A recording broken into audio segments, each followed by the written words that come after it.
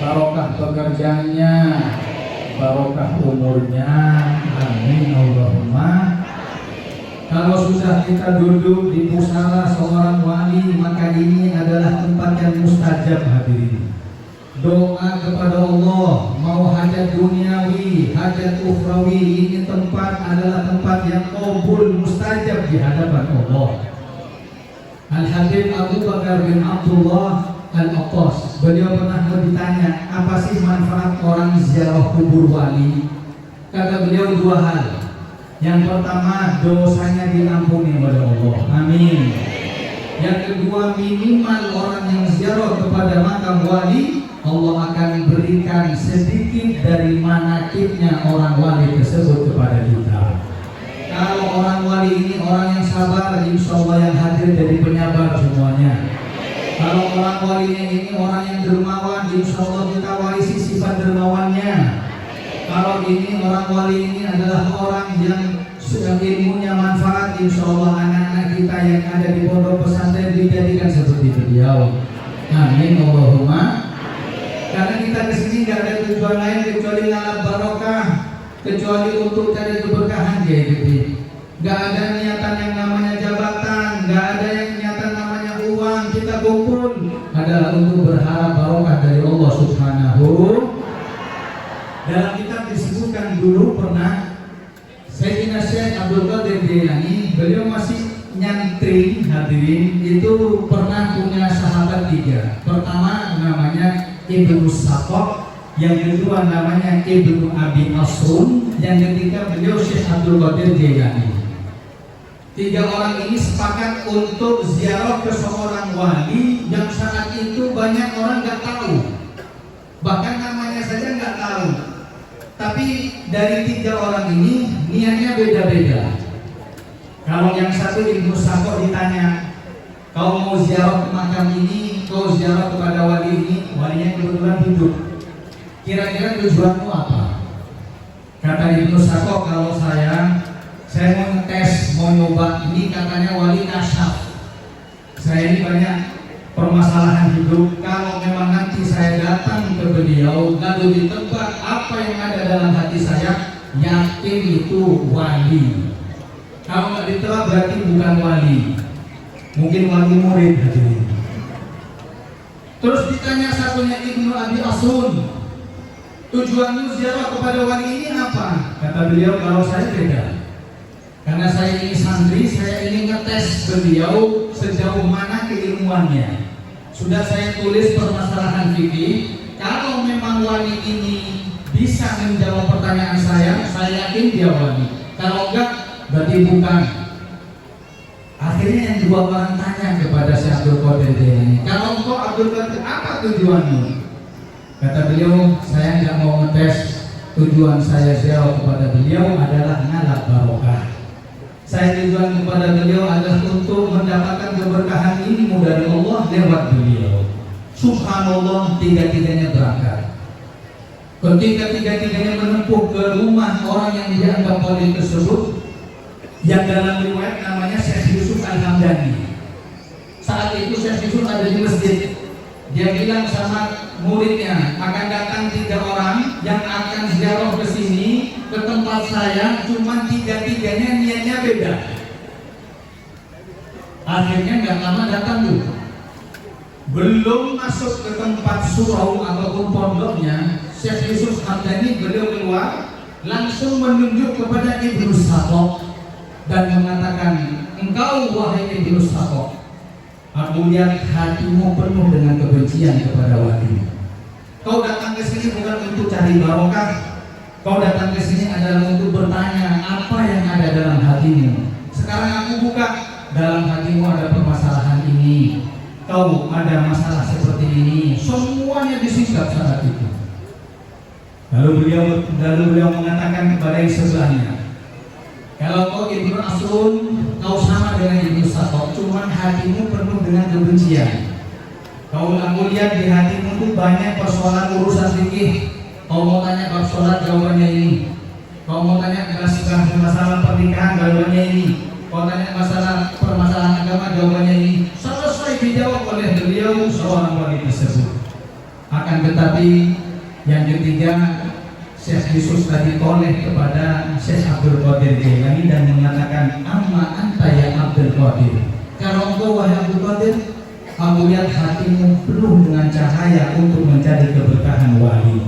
Aku doakan kakimu kelak akan berada di pundak para aulia di zamannya.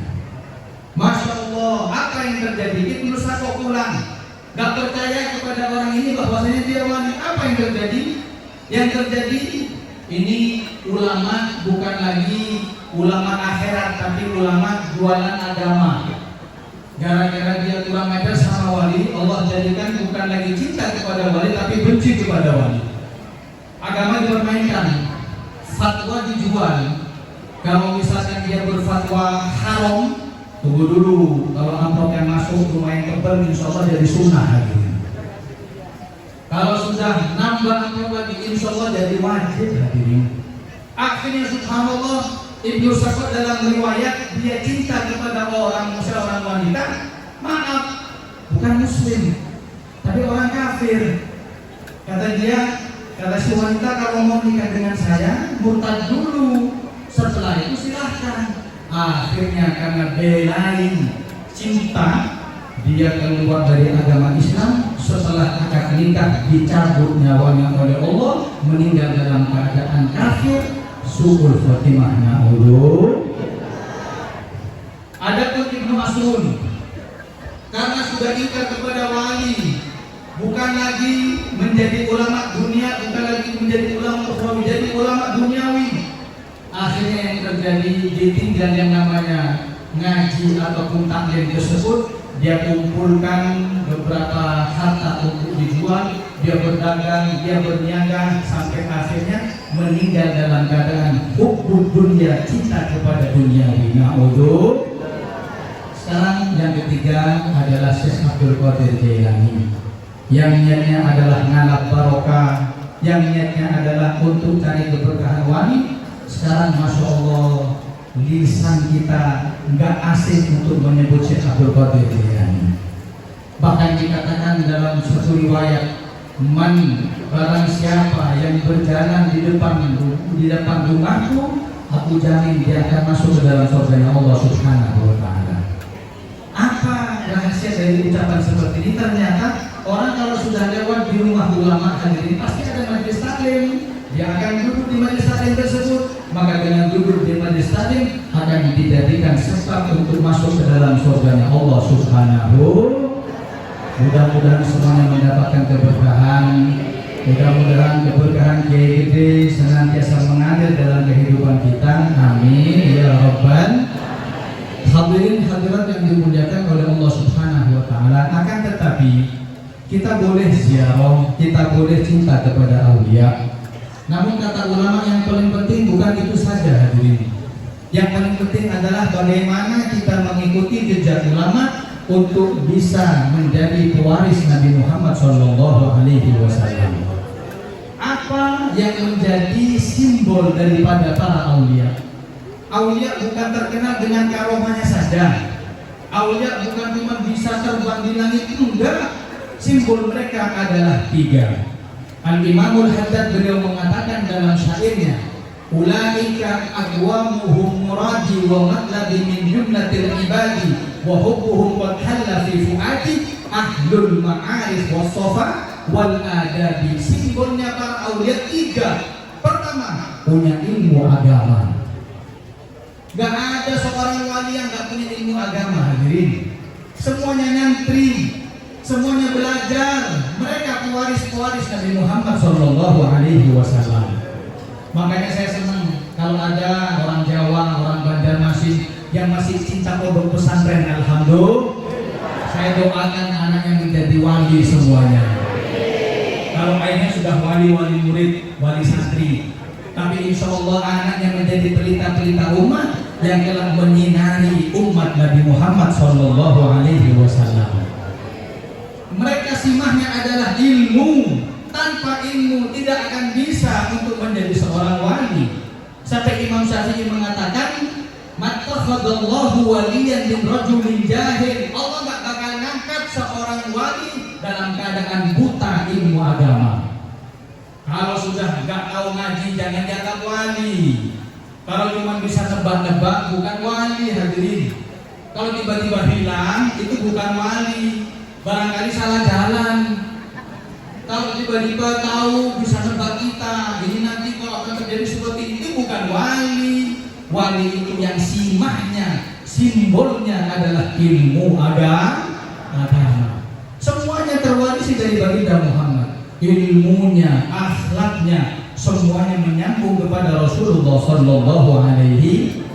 Dalam riwayat pernah dikatakan Syekh Abu Yazid Al-Bustami, beliau pernah ngajak murid-muridnya untuk ziarah satu wali. Kebetulan walinya hidup. Saat itu ketika sampai ke tempat yang dianggap wali tersebut, ini orang walinya lagi sholat di masjid. Kata Syekh Abu Yazid, tunggu, ini tuan guru masih sholat. Setelah itu kita sowan, kita main, kita ziarah, kita minta doa. Masya Allah, ketika ditunggu sama Abu Yazid Al-Bustami dan murid-muridnya, ini tuan guru nih kiai berdiri mau keluar dari masjid, maaf, ngeludah di masjid ini. Yang kita tahu hukum ngeludah di masjid itu makruh. Kenapa ngotori masjid? Makanya masjid itu jangan dikotori. Kalau ludah saja makruh, apalagi rokokan hadirin. Ini saya tanya yang hadir nih, yang hadir. Kira-kira yang rokokan di masjid ada apa tidak? Ada apa tidak? Orangnya hadir apa enggak? Masya Allah. Saya tanya, tahu nggak masjid rumahnya Allah? Tahu nggak masjid itu rumahnya siapa? Rumahnya Allah. Saya tanya. Kalau yang biasa rokokan di masjid, ya, yang berani rokokan di rumahnya Allah, berani nggak rokokan di kamarnya bupati? Nggak bakal berani, saya yakin. Berani nggak rokokan di kantornya bupati? Nggak bakal berani. Kok di rumahnya Allah berani? Hati-hati, di rumahnya siapa? Di rumahnya Allah. Semua orang di alam bawah sadarnya dia tahu tempat yang paling aman adalah masjid. Ini maaf, tsunami yang terjadi di Aceh beberapa tahun yang lalu, ketika sudah tumpah tsunami, saya tanya, larinya kemana? Ada nggak yang lari ke alun-alun? Atau lari ke bioskop? Lari ke mall? Nggak ada, lari ke masjid. Kenapa? Di alam bawah sadar mereka masjid adalah tempat selamat. Maka jangan kotori hal-hal yang dibenci oleh Allah Subhanahu. Masya Allah, bukan cuma untuk rokokan masjid sekarang hadirin, untuk kampanye. Hati-hati. Sampai dikatakan inilah ahamu bi ahlil ardi adaban, kata Allah. Aku sudah hampir menuangkan azab kepada umat ini karena banyaknya dosa. Sekarang umat ini dosa banyak hadirin. Saya tanya. Yang gak sholat masih ada? Yang sholat subuhnya jam 8 masih ada? Yang sering main slot wa alihi wa sahbihi masih ada? Yang berani sama suaminya masih ada? Yang masih kikir sama istrinya ada? Hadir orangnya? Alhamdulillah. Ini maksiatan banyak. Allah sudah bertuangkan azab kepada kita, tapi Allah katakan fa'idan nazartu ila umari buyuti wal mustaghfirina bil ashar wal mutahaddina fiyya saraftu anhum. Ketika aku melihat tiga golongan, siapa mereka? Orang yang memakmurkan masjid itu, orang yang ketika masuk masjid itu dia membersihkan masjid itu dari hal-hal yang dibenci. Yang kedua adalah orang yang istighfar di tengah malam. Yang ketiga adalah orang-orang yang cinta karena Allah, orang-orang yang ahli majelis taklim, majelis sholawat. Barokah tiga orang ini Allah gagalkan adab turun kepada kita umat manusia. Sallallahu alaihi wasallam. Berarti kata ulama, kalau mau tahu pahlawan, berkat mereka adab gak turun. Tuh lihat orang-orang yang memakmurkan mas. Berarti saya katakan, kalau ada orang yang kampanyenya di masjid, kalau orang yang rokokannya di masjid, kalau ada orang yang ngomong duniawi di masjid, berarti Anda yang mengundang adab Allah turun kepada kita. Na'udzu. Makanya ayo minta kepada Allah, mudah-mudahan semuanya diberi amanat oleh Allah. dijadikan masjid tadi tempat yang paling suci karena itu rumahnya Allah Subhanahu. Kembali kepada Abu Yazid Al-Bustami, ketika melihat wali tersebut mau keluar, dia ngeludah di masjid. Berarti dia nggak tahu ilmu agama.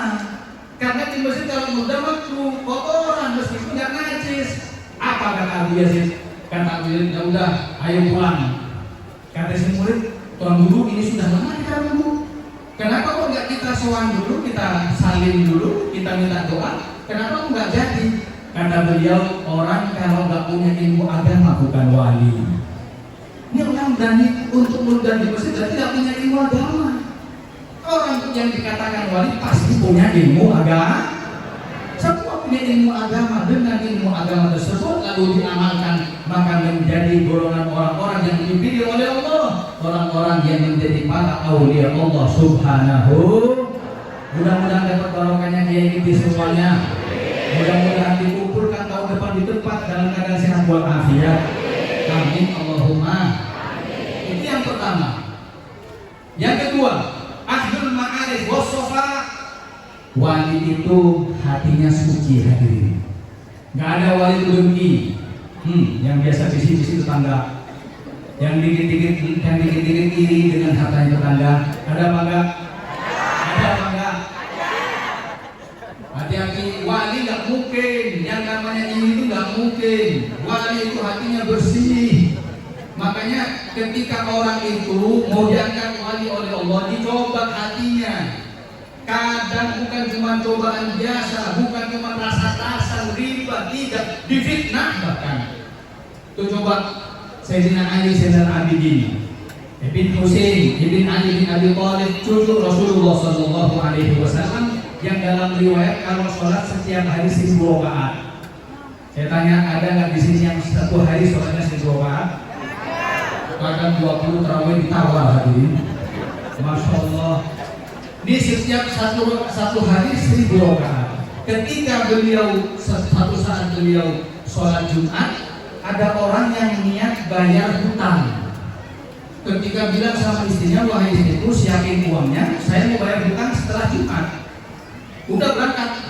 Setelah sholat Jumat dilakukan, yang di situ ada Ali Zainal Abidin, tiba-tiba keluar langsung untuk bayar hutang. Setelah mau bayar hutang, dilihat kantongnya, uangnya nggak ada. Dia bilang paling ketinggalan. Ini uang paling ketinggalan di masjid. Dia kembali ke masjid. Ketika kembali di masjid nggak dapat uang tuh. Yang didapati adalah satu orang di pojok sholat. Habis salam sholat lagi, habis salam sholat lagi. Siapa? Ali Zainal Abidin. Lalu langsung suudzon, buruk sangka. Dia bilang, malingnya ini. Cuman gayanya gaya sholat. Jadi maling zaman now begini sekarang. Kalau dulu habis maling lari, kalau ini enggak, habis maling, habis nyuri langsung sholat. Terus ditunggu habis salam beliau sholat lagi, Allahu Akbar.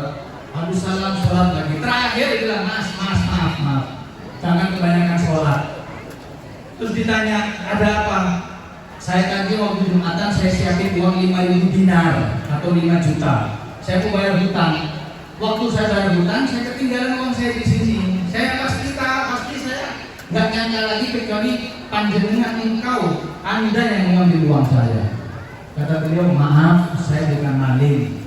Saya takmir masjid di sini setelah sholat Jumat biasa sholat sekitar 20-30 rakaat. Terus siapa lagi? Saya nggak tahu. Wah, nggak mungkin, udah ngaku aja. Kamu ini mestinya ngambil uang saya. Cuma gayamu sekarang gaya baru. Habis ngambil langsung sholat. Akhirnya karena sudah dipaksa, beliau mengatakan, ya udah. Kalau memang saya dituduh maling, saya tanya, yang kehilangan tadi berapa? Dia jawab 5.000 dinar. Ya udah, sana tunggu di sini. Anda tunggu di sini, saya pulang. Pulang dia orang. Ketika pulang, dia ambil Ali Zainal Abidin, pulang ambil uangnya 5.000 dinar, dibayarkan kepada orang yang nyuruh tadi. Ini Pak, uang yang Bapak kehilangan ini saya ganti. Apa katanya? Lain kali langsung ngaku aja Pak dengan gaya sholat. Kan gini enak, nggak ngabisin waktu saya. Ya udah saya minta maaf. Bayangin yang dituduh minta maaf tadi. Ya udah saya minta maaf. Udah dibawa tuh uang 5.000 dirham, 5.000 dinar, lalu dibayarkan kepada Orangnya kepada hutang kepada temannya. Setelah itu ketika dia pulang ke rumahnya, istrinya mengatakan, "Pak, kakaknya mau bayar hutang, kok uangnya nggak dibawa?" Ya Allah, mana uangnya? Ini uangnya. Bapak berangkat Jumatan tadi itu terburu-buru sampai ketinggalan uangnya. Bingung dia. Ditanya kira-kira siapa yang dituduh maling gitu. Akhirnya dia balik ke masjid, dia bawa tuh uang yang ketinggalan tadi 5.000 dinar tadi itu. Ditanya, orang sudah nggak ada, sudah pulang.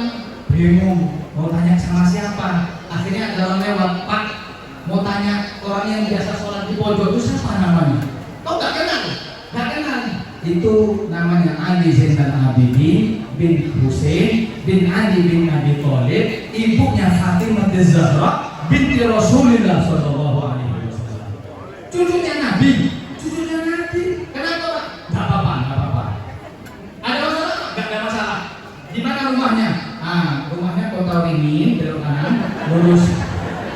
Dekat makam yang gede. Selamat. Didekati hadirin, dibawa uang 5.000 dirham. Ketika mau diketok pintunya bingung. Ini manusia apa malaikat? Udah dituduh menjadi maling, tetap diganti nih uang. Akhirnya diketok, Assalamualaikum, dibuka oleh beliau, langsung dipeluk oleh orang yang sudah luluh tadi. Mengatakan, "Ya Allah Habib, ya Allah Yai, ya Allah Tuan Guru, saya minta maaf. Tadi uang yang saya tuduh kepada Anda itu uangku ketinggalan." Apa kata beliau? Dari saking sucinya hati beliau mengatakan, "Laqad samahtu wa ana fil masjid." Sudah aku maafkan engkau pertama kali ketika kau menuduh aku maling. Aku sudah maafin di masjid. Kenapa? Aku bilang pasti salah orang. Ya, pasti salah orang. Biarin ngamuk-ngamuk, ntar dah sendiri. Terus gimana? Ya udah, ini uang saya kembalikan. Apa kata beliau?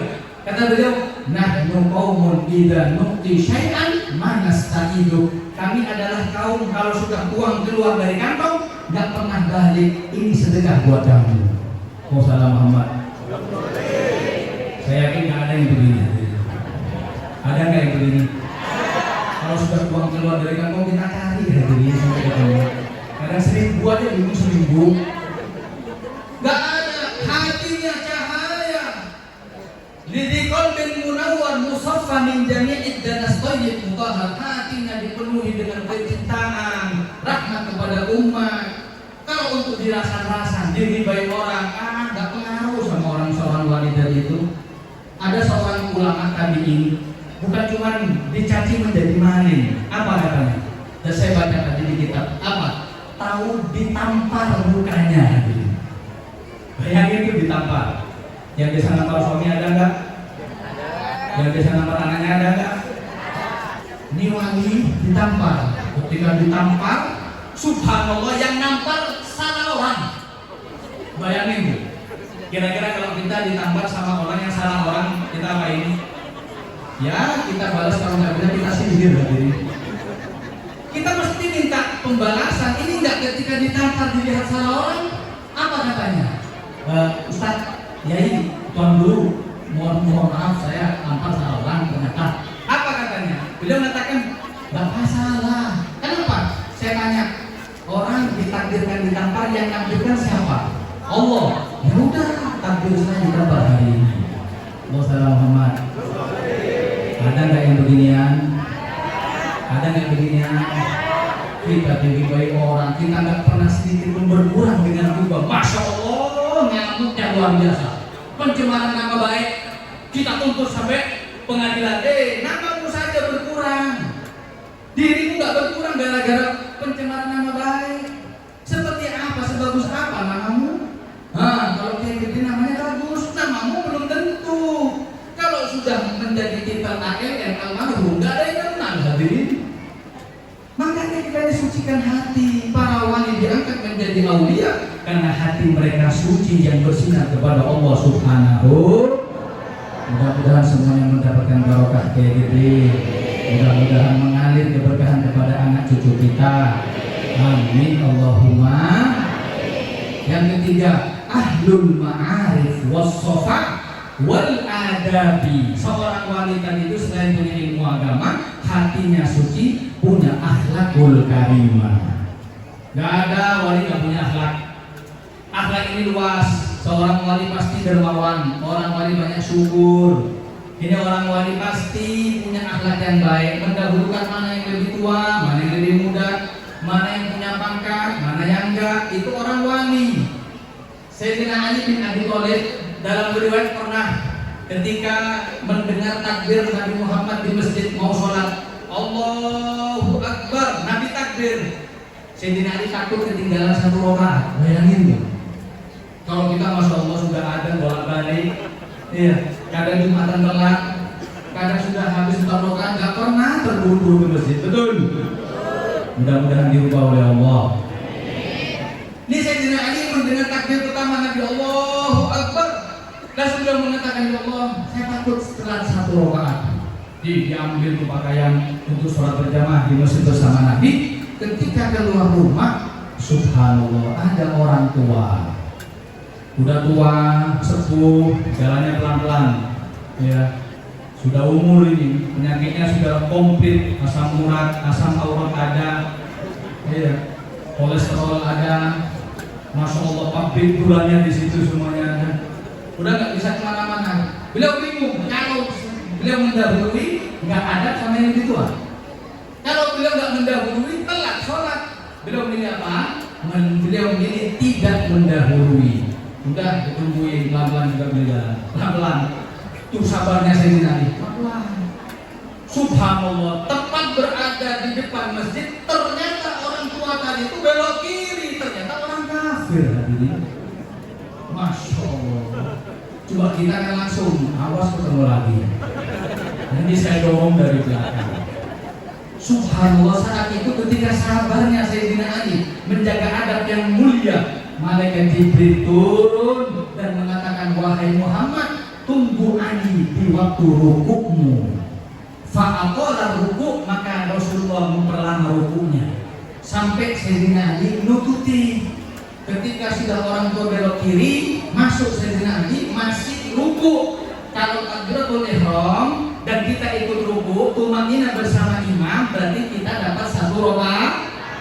Beliau mengatakan alhamdulillah, masih nututi 1 rakaat. Akhirnya dengan ucapan alhamdulillah, takbir Sayyidina Ali, rukuk tumanina, Nabi mengangkat dengan i'tidal, saya mengucapkan sami Allahu liman. Allah mendengar orang yang mengucapkan hamdalah barusan. Siapa? Sayyidina. Barokah menjaga adab, maka hamdalah tersebut menjadi syariat di dalam sholat kita. Alhamdulillah. Orang wali punya adab hadirin. Orang wali tadi itu punya akhlak, akhlak kepada orang tua, akhlak kepada anak, akhlak kepada suami. Yang tentang suaminya masih ada. Yang sering nuding-nuding suaminya masih ada. Saya bilangi 1 hadis. Nabi mengatakan, "Mamin imra'atin abasat fi wajhi zawjiha." Siapapun wanita yang cemberut mukanya di hadapan suaminya. Ada yang cemberut begini. Kalau cantik, masya Allah, masih terlihat kurang cantik. Ini enggak, sudah jelek, cemberut lagi. Kayak pocong hadirin. Abasat fi wajhi zawjiha. Apa yang terjadi? Hanya cemberut. Ya. Ja'at yaumal qiyamati muswaddatul wajhi. Kelak di hari kiamat akan berjumpa dengan Allah hitam mukanya. Beb sudah pakai glowing, nggak masalah, sudah nggak perlu glowing. Beb sudah pakai pelembab warna, lakulik, NS Glow, nggak ada, nggak pengaruh kalau sudah kurang ajar sama suaminya hitam. Nah dulu. Tapi kalau misalkan cemberut gara-gara nafkah kurang, nggak minta nih bapak-bapak nih, jangan pelit sama istrinya. Betul. Masya Allah, di luar dia sedekah masjid 100 juta, pondok pesantren 50 juta. Ya Allah, istrinya 100.000 hadirin. Ada yang begituan ada. Ya kalau mau terlihat cantik istrinya glowing semua, itu minimal satu hari nafkahnya 2 juta, betul? Alhamdulillah. Nah, kebanyakan 5 juta kalau perlu. Tapi insya Allah setelah itu bapaknya kurus terus meninggal. Naudhu. Sampai dikatakan dinarun anfaqtahu fi raqabatin wa dinarun anfaqtahu fi sabilillah wa dinarun anfaqtahu ala ahlika. Harta yang kita sumbangkan di jalan Allah, di pondok pesantren, di masjid, dan harta yang kita nafkahkan kepada istri, akbamuha ajron alladhi anfaqtahu ala ahlika, yang paling besar pahalanya yang diberikan kepada muslimah istri. Alhamdulillah. Ayo ada gerakan tidak pelit kepada istri. Amin. Mudah-mudahan menjadi rumah tangga yang sakinah, mawaddah warahmah. Saya ingetin, ibu, halo. Assalamualaikum. Saya ingetin, jaga lisan sama suami. Ini suami kebaikannya dianggap, kadang suami sudah kebaikan 100 tahun, kesalahan satu yang diingat salahnya hadirin. Betul. Betul. Merdeka. Maaf, ini curhat setengah curhat hadirin. Sampai dikatakan barang siapa ma min imra'atin qalat li zawjiha, kalau ada wanita tengkar di dalam rumah tangga sampai berani ngomong sama suaminya, ma ra'aitu minka khaira, wahai suamiku, saya nggak pernah mendapati kebaikan dari kamu. Kita nikah 4 tahun, 5 tahun, 7 tahun, yang ada sakit hati. Sakitnya tuh di sini, wahai suami. Apa kata Allah? Apa kata Rasulullah?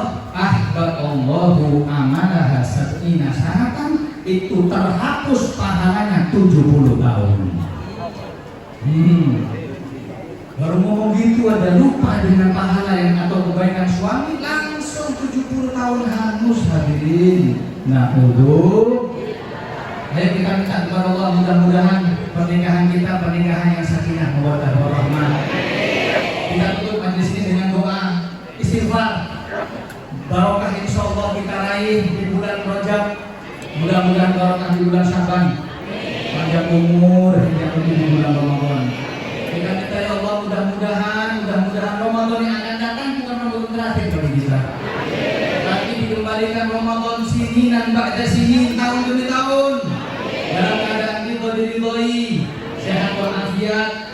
Mudah-mudahan yang hadir semuanya meninggalnya husnul khatimah. Fokus, khusyuk, kita zikir la ilaha illallah, ikuti.